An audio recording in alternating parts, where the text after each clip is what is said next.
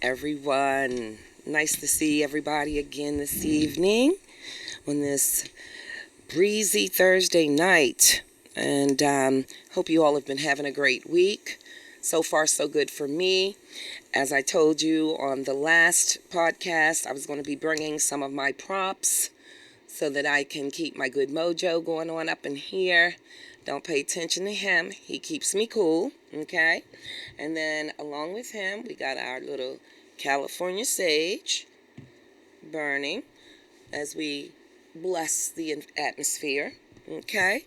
And then before we go too deep, I do want to give a little shout out again to Musa.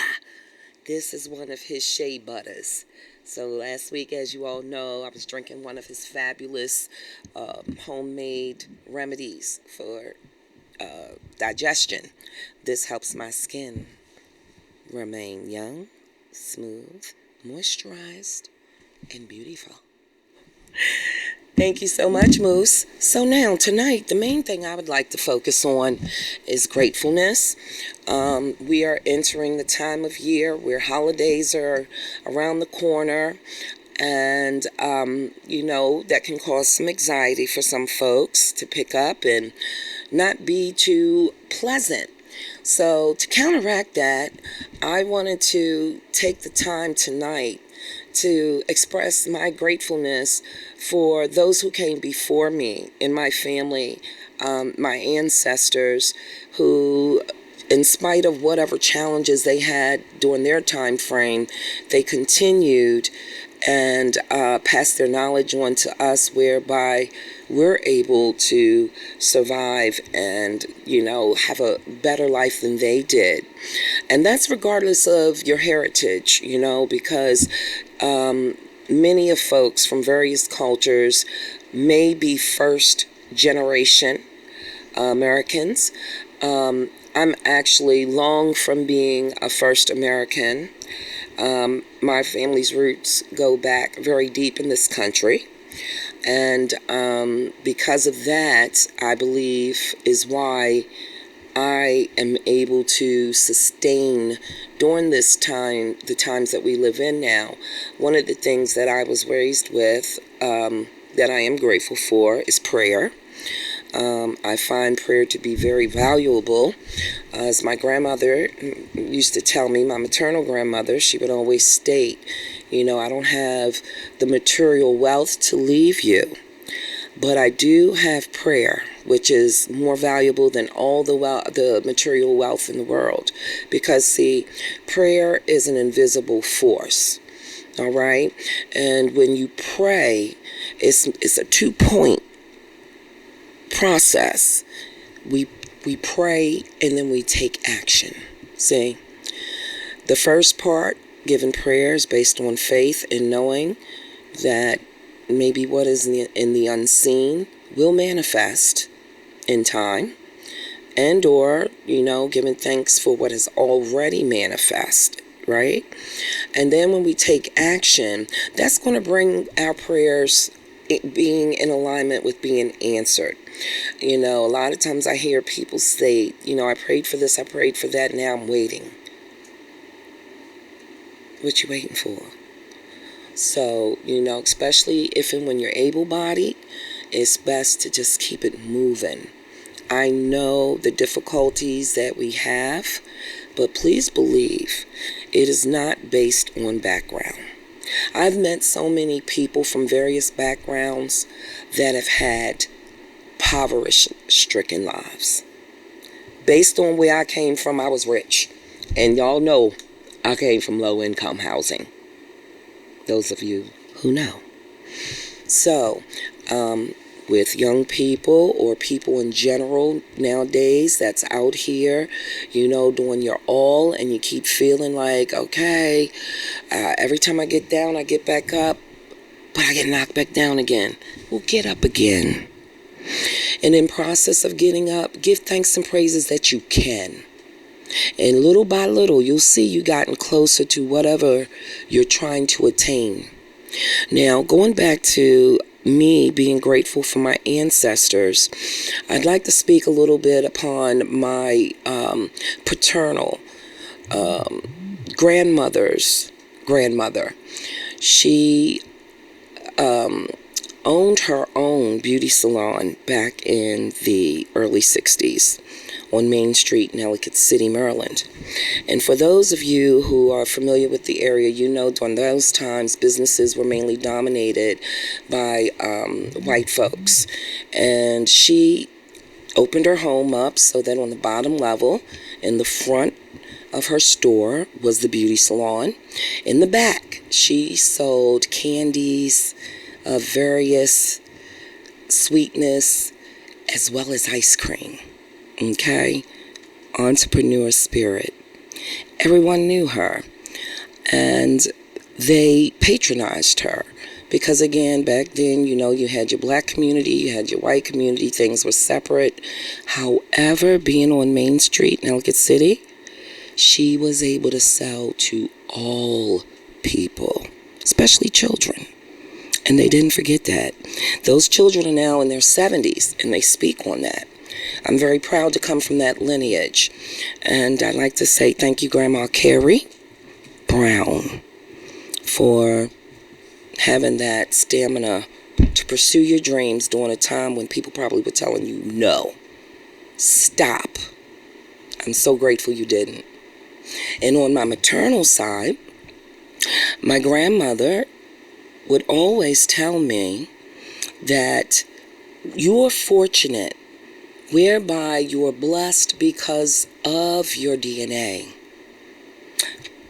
And what she meant by that was, regardless of who tells you you're not good enough, because of your race, your gender, or because of, monetary status, you are able to fulfill your mission in life because what's for you is for you.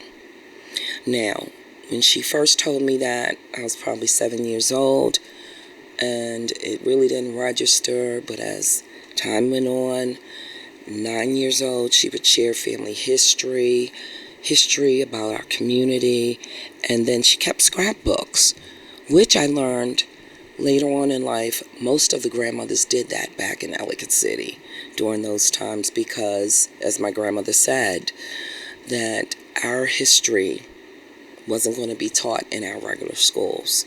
So with that being said, I have her scrapbooks, a few of them, and when I do start feeling like I can't persevere, or the stress of the world is beating down on me, and then I start beating down on me, I remember her words, what's for you is for you.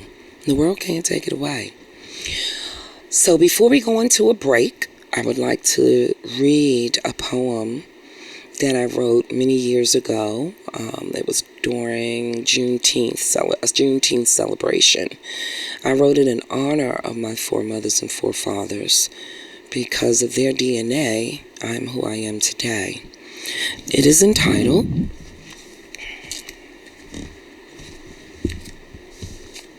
Slave Ship Passage. This was actually written in June 2013. Only the strong survive to stay alive. I am them, and they are me. African ancestors consumed in one another's sop, not a rag, bucket, nor even a mop, was used to clean their abused bodies. Women on their cycles lamented from the stench of their own blood. They couldn't be consoled by brothers from the villages of old.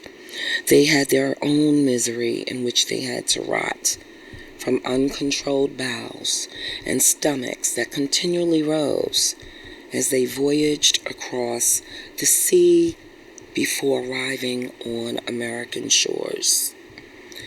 Docked, stop, put on the slavery block, just to be sold like merchandise in stores. We, your descendants, must know this about thee, that is, only the strong survived to stay alive. I am them, they are me.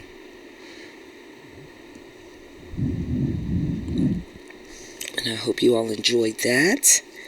I will have some more poetry to come during other podcasts. And please, by all means, I would love for you all to send me some feedback, on what it is you're grateful for. And sometimes it's not just about your family members. It could be anything from just being grateful for your health, a dream job. Maybe you got financial stability, Maybe you have wholesome friends that will support you and who you support. We also can be grateful for various merchants in the community. I, for instance, am very thankful for Dunkin' Donuts employees in my community. They know me by name. All I got to do is just pull up and say, "Greetings, my friend." And the next thing I know, I just pull to the window and my coffee's ready. Little stuff like that. We greet each other and genuinely ask how one another are doing. I have that kind of rapport with a couple of the merchants in the village where I live in Columbia. So, on a broader level, let's thank the essential workers, especially during times of COVID when everybody else was secured at home, maybe working from their laptops. We had the essential workers out there making sure highways were, clean and safe. We had folks who worked for the trash companies that kept coming around to make sure areas stayed clean and wasn't immersed with rats from, litter, overage. Those kind of, gratefulness acknowledgments. It goes a long way. Even if you don't speak it out loud, you can definitely just hold it in your thoughts every day to just be grateful for these people, that might, help add to your day, opposed to thinking about, some of the other non-positive interactions that happen. Let's give a big gratefulness shout out, and I will read any comments that I receive, because it makes my day, especially when I hear others being grateful more than hearing complain. This is the day and time now where I believe acknowledging every little thing that is positive and productive in our lives will keep us moving to the next step. And my dream is to build a tribe, of all of us with like minds, to keep encouraging one another at least once a week. And then, you can turn the podcast back on when you're feeling like you need some upliftment. And let's just take it from there. I want to hear the good stuff, folks. I'm ready for it. Hearing the goodness will always help our health to stay immune from any darkness. Okay, so let's go into the end of the fall, even though I know it just began, in the winter months, where sometimes it gets a little gloomy. Let's keep uplifting one another. I know this is just the second podcast, but eventually we're going to be live. We're going to have some interactive conversations and just help each other to float, stay elevated. All right? What y'all think about that? And then hopefully it'll also add to giving some kind of ideas as we go into the quote-unquote holidays. Most of you who know me know how I feel about the holidays. Take a sip of water on that note. Commercialism, y'all. Please, whatever you do not use your bill money to go out and buy gifts. Not for anyone. You are the gift. Let me say it again. You are the gift. Capitalism is on the all-time high due to the conditioning of us believing in capitalism. We must stop this, folks. We must stop this. Especially us. We are too material driven. It's done purposely. Y'all know this. It's done purposely. We are the guinea pigs. We have probably the less percentage of income, but we are the biggest consumers. Why? Why are we consuming so much? Is it to keep up with the Joneses? For folks who don't know what that means, it means just being in competition with the next person, even though you can't afford to be, with material belongings. Let's be real. We don't know what folks go through to have what they have. You'd be real surprised. A lot of the people that look like they have nothing, they have big homes. They have stocks. They have bonds. Okay? They have, what do they leave with their children until the children can become of age? Trust funds. Dig it. That's what we need. Not a whole bunch of crystal, popping bottles, gold chains. You know, ain't nothing wrong with that. When I was young, I did that. I had fun. Until I woke up and I realized ignorance ain't bliss. I can't afford this. And then guess what? When you realize you can't afford certain things and you get real with yourself, people stop wanting to kick it with you. Oh, I didn't invite you to such and such because I didn't think you had money to go. Oh, did you now? People can think what they want. Don't be out here falling for the capitalism. My signature piece as we close out tonight. I didn't even plan on reading this, y'all, but I just got motivated. So I'll give you a sample of it because this was written October of 2011. So bear with me. It's entitled The People's Will. Capitol Hill tells lies so that we will buy into capitalization. Across the nation, their goal, implementation of the New World Order. Or dare I say, new plantation. It's a wake-up call. Hey, y'all, where's the salvation for the descendants of former slaves who gave their lives for our spiritual independence, for our acceptance, and for us to give unto the next generation the dream to persevere, regardless of the severe struggles we face against racism, sexism, poverty, and egoism. Equality screams forth from our pores as our local stores continue to serve our communities so that we too can be entrepreneurs on our own. Capitol Hill wants you to close your eyes while they run and hide. Corrupt faces of power disguised while creating genocide. Speaker of the House, your greed hasn't ceased. The flow of those who march and protest from the streets. From New York to the shores of the San Francisco Bay, U.S. citizens claim open up the doors to jobs with fair pay. Of course, all the while you blame the bankers and even those addicted to the stock market exchange.